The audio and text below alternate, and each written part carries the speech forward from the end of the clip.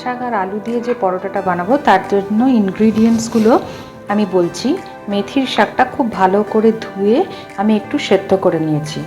আলু সেদ্ধ করা আছে, লাগছে পেঁয়াজ কুচি একটা মিডিয়াম সাইজের, খুব পাতলা করে কুচো করা আছে, আছে রসুন গ্রেটেড, লঙ্কা কুচি, নুন, চিনি, আর আমি মেথির শাকটা যেখানে বয়েল করেছিলাম আর আলুটা যেখানে সেদ্ধ করেছিলাম সেই জলটা রেখেছি, এটাও আমি আটা মাখার সময় দেব। আর নিয়েছি ময়দা আর আটা সমান সমান পরিমাণের। তো এবার আমি শুরু করছি। প্রথমে একটু সল্ট দিলাম, সুগার দিলাম, হোয়াইট অয়েল দিচ্ছি। এটা ভালো করে আগে মাখিয়ে নেব। যে কোনো সময় বানাতে পারেন, কিন্তু শীতকালে ফ্রেশ মেথি উঠলে পরে এটা খেতে বেশি ভালো লাগে। তো এখন আমি অ্যাড করে দেবো এই মেথির পেস্টটা। এটাতে আলাদা করে পুর দেওয়ার কিছু নেই, অনেকে অনেক রকমভাবে মেথির পরোটা বানান, আমার এভাবে খেতে ভালো লাগে। এবার আমি স্ম্যাশড পোটাটোটা দিয়ে দিচ্ছি, এই বয়েলড। এটা দেওয়ার কারণ হচ্ছে একটু সফটনেস দেয় এটা পরোটাটাকে।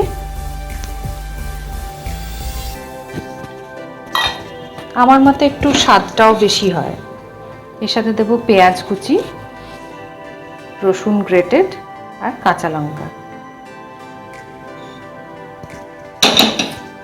এগুলো দিয়ে মাখানোর পরে আমরা দেখব যে কতটুকু জল লাগবে। আমি এখন এই মেথি সেদ্ধর যে জলটা আর আলু সেদ্ধ সেটা দিচ্ছি অল্প অল্প করে।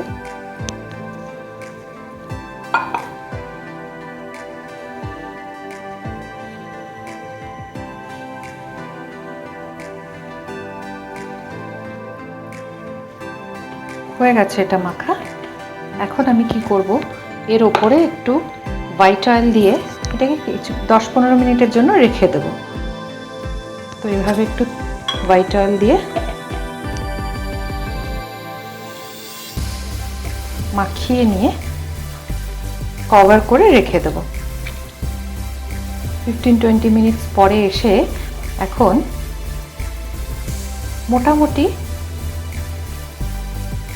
একটু পরোটার থেকে বড় এরম সাইজের লেচি বানিয়ে নেব। আর তারপর ময়দা দিয়েই বেলবো আর বানিয়ে নেব মনের মতন মেথি আলুর পরোটা। সমস্ত লেচি করে নিয়েছি, এবার আমি বেলবো আর ভাজবো।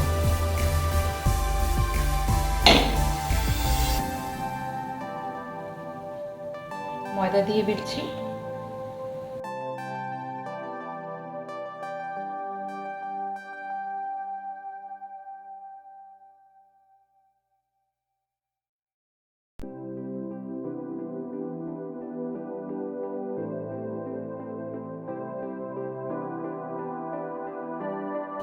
সব পরোটা এভাবে বেলে নিয়েছি। তাওয়া গরম হয়ে গেছে। আমি ট্র্যাডিশনাল যে তাওয়া ওই লোহার, ওতেই বানাবো। তো দিয়ে দিলাম, একটা দিকে একটু হতে দেব আর তারপর টার্ন করে একটু সেঁকা হয়ে গেলে তেল দিয়ে ভাজবো।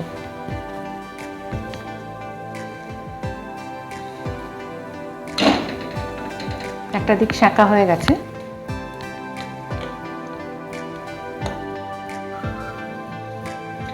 আর একটা দিকও হয়ে গেছে।